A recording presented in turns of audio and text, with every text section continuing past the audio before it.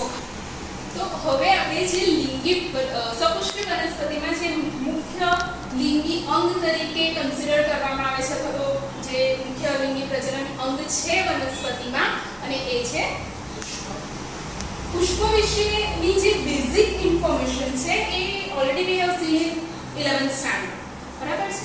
તે છતાં અહીં આપણે બ્રીફલી પુષ્પનો ઉભા છેદને ડિસ્ક્રાઇબ કરીશું. ઓલરેડી આપણે ભણીને જ આવ્યા છે 11મા ધોરણમાં તે બાહ્યકાર વિદ્યાવાળા ચેપ્ટરમાં. તે છતાં અહીં આપણે એનું થોડું ડિસ્ક્રિપ્શન જોઈ લઈએ.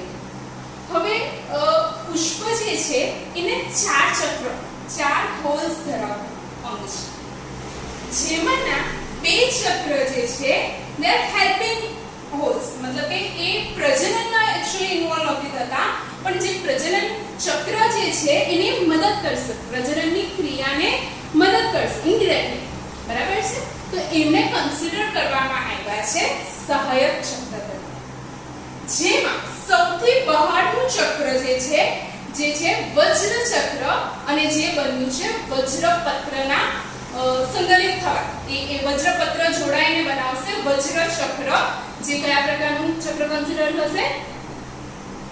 સહાયક.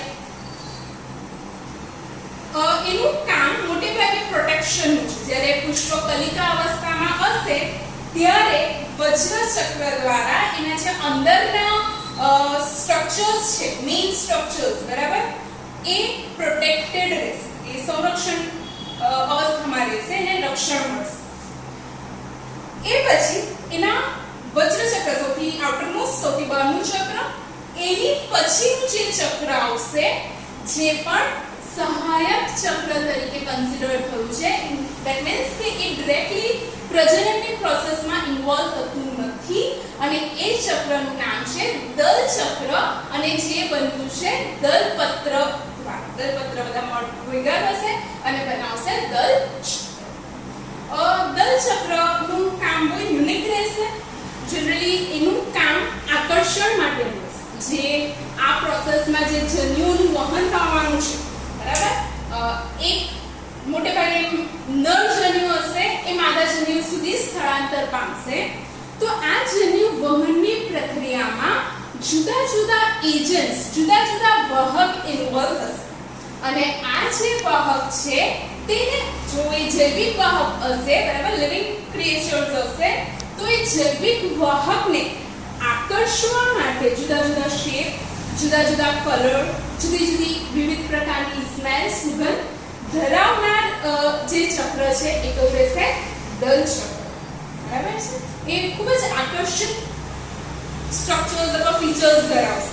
એનો કલર આકર્ષિત હશે, એકદમ બ્રાઇટ કલર્ડ ફ્લાવર્સ હશે, બરાબર છે, અથવા તો એની સ્મેલ બહુ સ્પેસિફિક રહેશે. હા, હવે સ્મેલ એટલે ક્યાં તો સુગંધ પણ આવી શકે અથવા તો દુર્ગંધ પણ આવી શકે. એવું ધેટ ઇઝ નોટ નેસેસરી કે સારી સ્મેલ ધરાવે. ઘણા એવા પણ ઓર્ડિનરી ફ્લાવર્સ છે કે જે એક્ચ્યુઅલી દુર્ગંધ ધરાવે છે, અને એ દુર્ગંધથી, એ ખરાબ સ્મેલથી જુદા જુદા પરાગવાહક એની તરફ આકર્ષે છે. તો આ સ્મેલ ક્યાં તો સારી પણ હોય અથવા તો દુર્ગંધ ખરાબ પણ હોઈ શકે. તો આ પણ ડિરેક્ટલી પ્રજનનની ક્રિયામાં ઇન્વોલ્વ થતું નથી, અને એટલા માટે કઈ રીતે કન્સિડર થશે? સહાયક ચક્ર. એના પછી દલ ચક્રની અંદર જે થર્ડ નંબરનું જે ચક્ર છે એ છે પુકેસર ચક્ર. એ કેવું રહેશે? પુકેસર ચક્ર, અને જે બન્યું છે પુકેસરના સમૂહ. આ જે છે એ કેવું ચક્ર છે? પ્રજનન ચક્ર. અને પ્રજનન ચક્ર મીન્સ મેલ આવવાના લિંગી પ્રજનન છે, તો બે ભાગ પડશે, નર અને માદા. તો આ કયા પ્રકારનું ચક્ર રહેશે? નર પ્રજનન ચક્ર. પુષ્પનું નર પ્રજનન ચક્ર તરીકે કોણ આવશે? પુકેસર ચક્ર, બરાબર છે.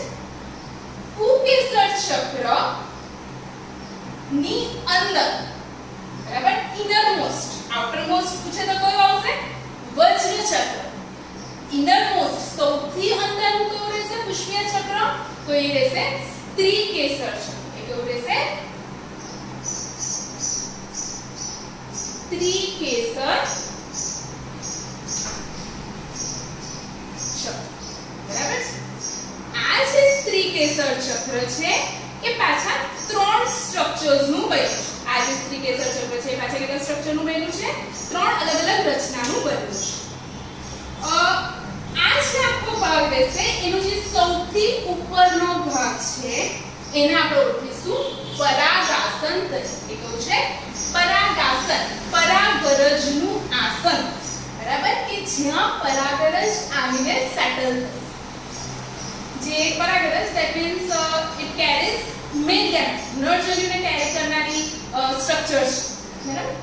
એ પછી એક હોલો એક સ્ટ્રક્ચર જોવા મળશે જેનું નામ રહેશે પરાગવાહિની. અને એની નીચે જે આ સ્ટ્રક્ચર, બરાબર, એક ઓવલ શેપનું અંડાકાર શેપનું જે સ્ટ્રક્ચર જોવા મળશે એનું નામ રહેશે અંડાશય અથવા તો બીજાશય. આ બધા સ્ટ્રક્ચરને જ્યારે આપણે સ્પેસિફિક ચક્ર ભણીશું, આપણે પર્ટિક્યુલરલી લિંગી પ્રજનન ભણવાના છે તો પુંકેસર ચક્ર અને સ્ત્રીકેસર ચક્રને હજુ ડિટેલમાં ભણીશું, બરાબર. તે બધા સ્ટ્રક્ચરના ફંક્શન્સ અને એનું ડિટેલિંગ આપણે આ ચેપ્ટરમાં આગળ ભણવાના છે. પુંકેસરના બેઝિક સ્ટ્રક્ચરની જો ઇન્ટ્રોડક્ટરી વાત કરીએ તો પુંકેસરને બે ભાગમાં વહેંચવામાં આવ્યું છે. જે ઉપર સેક લાઇક કોથળીમય રચના છે જેને આપણે કહીશું પરાગાશય.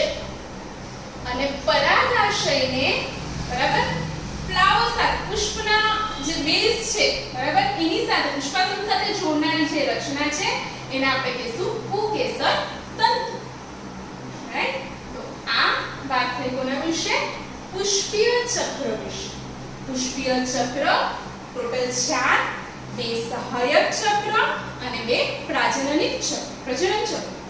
સહાયક ચક્રમાં સૌથી બહાર રહેશે વજ્ર ચક્ર, એની પછી દલ ચક્ર. આ બે વાત થઈ કોના વિશે? સહાયક ચક્ર વિશે. હવે ના બે હોલ્સ છે, બીજા બે જે ચક્ર રહેશે એ કયા રહેશે? પુંકેસર ચક્ર અને આવશે સૌથી અંદરનું સ્ત્રીકેસર ચક્ર. એક રહેશે પુંકેસર ચક્ર જે નર પ્રજનન ચક્ર તરીકે વર્તવાનું છે અને સ્ત્રીકેસર ચક્ર જે માદા પ્રજનન ચક્ર, માદા પ્રજનન ભાગ તરીકે વર્તવાનું છે, બરાબર છે. Already we have seen this basic structure in 11th standard. હવે પુષ્પ ક્યાં સર્જાશે? વનસ્પતિમાં આપણે જોયા છે વનસ્પતિ બાહ્યાકાર વિદ્યામાં 11th સ્ટાન્ડર્ડમાં કે વનસ્પતિ ઘણા બધા અંગ ધરાવે છે. Plant puzzles, leaf, stem, right, મૂળ, પ્રકાંડ, પર્ણ, અન્ય કલિકા, બરાબર છે. તો હવે આ વનસ્પતિમાં પુષ્પ સર્જન ક્યાં થવાનું છે એનું લોકેશન પ્રીડિટરમાઇન્ડ હોય છે, પહેલેથી ડિસાઇડેડ રહેશે, બરાબર. આ કોણ ડિસાઇડ કરશે? તો એ પ્રક્રિયાની અંદર જુદા જુદા અંતઃસ્રાવ ઇન્વોલ્વ થતા હોય છે. એનામાં જુદા જુદા રચનાત્મક ફેરફાર આવશે અને કોઈ સ્પેસિફિક જગ્યા જે પ્રીડિટરમાઇન્ડ હશે, પહેલેથી નિયત થયેલી હશે, ત્યાં જ આ પુષ્પનું નિર્માણ થશે. હવે અંતઃસ્રાવમાં ઘણા બધા અંતઃસ્રાવ આવતા હોય છે, એના વિશેની વાત જ્યારે ઘણા બધા અંતઃસ્રાવ જેમાં આપણે જુદા જુદા પીજીઆર જોયા છે. એક હાઇપોથેટિકલ જે અંતઃસ્રાવ છે, બરાબર, કે જે શોધાયો નથી પણ હોવાનું મનાય છે, એટલે હાઇપોથેટિકલ, બરાબર. તો એવા અંતઃસ્રાવ વિશે આપણે ઓલરેડી થોડી વાત જાણીએ છીએ. તો એવા જુદા જુદા અંતઃસ્રાવ અને રચનાત્મક જુદા જુદા ફેરફાર થશે અને આ બધી પ્રોસેસીસ દ્વારા અમુક જેનેટિકલ રહેશે, અમુક અંતઃસ્રાવીય ફેરફાર રહેશે, અમુક રચનાત્મક ફેરફાર રહેશે અને એ ફેરફાર દ્વારા પુષ્પ એક્ઝેક્ટલી પ્લાન્ટમાં ક્યાં સર્જાવાનું છે એનું સ્થાન ઓલરેડી ડિટરમાઇન્ડ રહેશે, નિયત રહેશે. જનરલી પુષ્પને રૂપાંતરિત પ્રરો તરીકે કન્સિડર કરવામાં આવે છે. રૂપાંતરિત પ્રરો એટલે શું? કે પ્રરોનો જ ભાગ રહેશે, પણ આ પ્રરો જે પ્રકાંડ જે છે એ થોડું મોડિફાઈડ થયું છે, થોડું રૂપાંતરિત થયું છે. હવે જનરલી જે અગ્રીય ભાગે જે વિભાજન પામતા કોષ હશે જેને આપણે કઈ રીતે ઓળખેલા અગ્રીય વર્ધનશીલ પેશી. સાથે સાથે અમુક બેઝિક સ્ટ્રક્ચર છે પણ આપણે 11th માં જોયા છે ગાંઠ, આંતરગાંઠ, રાઈટ. ગાંઠ એટલે શું? કે જ્યાંથી પર્ણ ઉદ્ભવે, જ્યાંથી કલિકા ઉદ્ભવે, એ જે પ્રરોનું સ્ટ્રક્ચર છે એને આપણે કહીશું ગાંઠ. અને બે સક્સેસિવ બે ક્રમિક ગાંઠ વચ્ચેનું જે અંતર છે એને આપણે કહીશું આંતરગાંઠ. જનરલી શું થશે કે આ જે પણ સ્ટ્રક્ચર ચાર જે ચક્રની આપણે વાત કરી એ બીજું કંઈ નથી પરંતુ એક રૂપાંતરિત પર્ણ જે છે એમ કહી શકાય, બરાબર. પણ રૂપાંતર મતલબ કે આ બધા સ્ટ્રક્ચર્સ પણ ક્યાંથી ઉદ્ભવશે? ગાંઠ પર. પણ શું થશે? આ જે સ્ટ્રક્ચર છે એકદમ કોમ્પેક્ટ થઈ જશે. આ જે આંતરગાંઠ છે એનું ડિસ્ટન્સ એકદમ કોમ્પેક્ટ સંગઠિત થઈ જશે, જેને કારણે હવે આ ગાંઠ ઓલમોસ્ટ એક લેવલ ઉપર આવી જશે, જેને કારણે આપણને એવું લાગશે કે આ પર્ણ જો ઉદ્ભવતા હતા તો એ આવી રીતે એક સિક્વન્સમાં ઉદ્ભવતા, પણ અહીંયા શું થયું હશે કે આ જે રૂપાંતરિત સ્વરૂપ ઉદ્ભવવાના છે વજ્ર ચક્ર, દલ ચક્ર, પુકેસર ચક્ર, સ્ત્રીકેસર ચક્ર, એ જે ગાંઠ પર ઉદ્ભવવાના છે એ જે સ્ટ્રક્ચર છે એ ખૂબ જ કોમ્પેક્ટ થઈ ગયું છે અને એને કારણે આ બધા સ્ટ્રક્ચર એકબીજાની ખૂબ જ પેરેલલ ખૂબ જ નજીક વૃદ્ધિ પામશે અને that means કે એક રૂપાંતરિત સ્વરૂપ છે જે બહુવિધ ભેદ જનરલી ઉદ્ભવે છે એના થોડા મોડિફાઈડ ફોર્મ છે, બરાબર છે. તો આપણે આ ચાર ચક્ર વિશે માહિતી જોઈ છે, પણ એમાંથી આપણે જે લિંગી ચક્ર છે જેમ કે કેસર ચક્ર, નર પ્રજનન ચક્ર અને સ્ત્રી કેસર ચક્ર, માદા પ્રજનન ચક્ર, એના વિશે આપણે ડિટેલ વાત કરવાના છીએ.